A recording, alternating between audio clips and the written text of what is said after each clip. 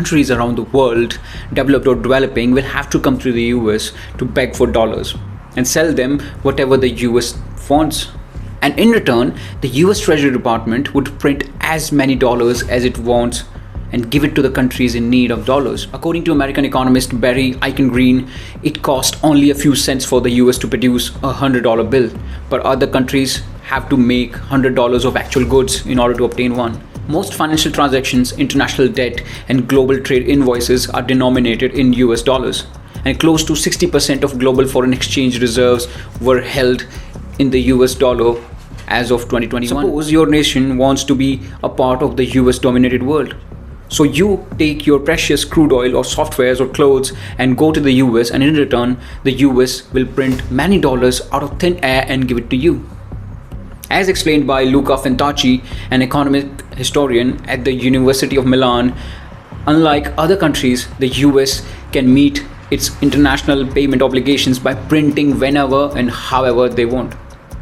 It means that they have no budget constraint in making expenditures, loans, or even grants abroad. But the question is, why other countries would accept this diktat from the US? Well, because the US, after the World War II, built the war-torn Europe under Marshall Plan and brought these European countries out of ruins.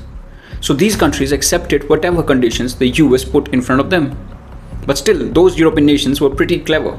After all, they ruled and ravaged the world for centuries. So they agreed to peg their currency to US dollar. But they also pegged the US dollar to gold. So eventually, their currencies were also indirectly backed by gold. Historically, many currencies were backed by gold, which meant that the issuing government promised to redeem the currency for a fixed amount of gold.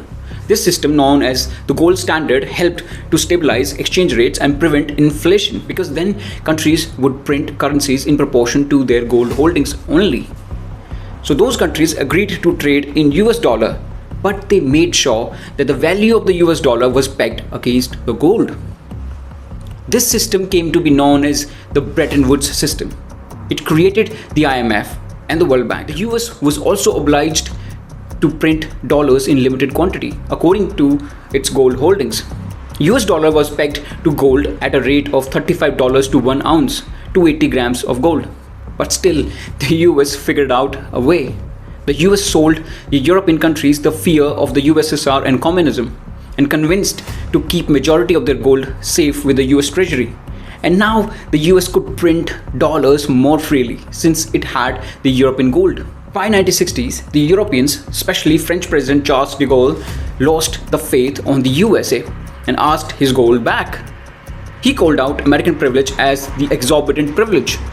The French president sent his naval ships to retrieve its gold back. It was followed by Japan, and USA was scared that every European country would come to take their gold back. So the US put an end to this gold convertibility and ended the Bretton Woods with a strike of a pen, and made the US dollar a free-floating currency backed by not gold, but just the trust of other countries on it. Sounds good, nah? That was the cool American trick. The USA did not stop here. It also played another cool trick. It made an agreement with the Gulf monarchies who were scared of the socialist movement brewing in the Gulf region, like in Syria, Iraq, and Egypt. So the USA promised to protect those monarchies like Saudi Arabia, Qatar, UAE by establishing a US military base, and instead asked them to sell their precious oil to the world only in the US dollar. Then it became binding on other nations to get as much dollar as they could.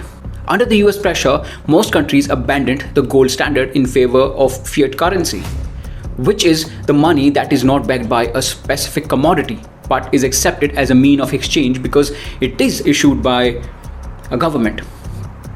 The US dollar, like most modern fiat currencies, is not directly backed by any specific asset. Instead, it is backed by the full faith and the credit of US government and the stability and strength of the US economy. This means that the value of the US dollar is ultimately determined by the market's confidence in the US government and its ability to pay its debt and maintain the stability of its currency. What the end of the Bretton Woods did was that it freed the US, and now the US could print as many fucking dollars as it could, and literally out of thin air.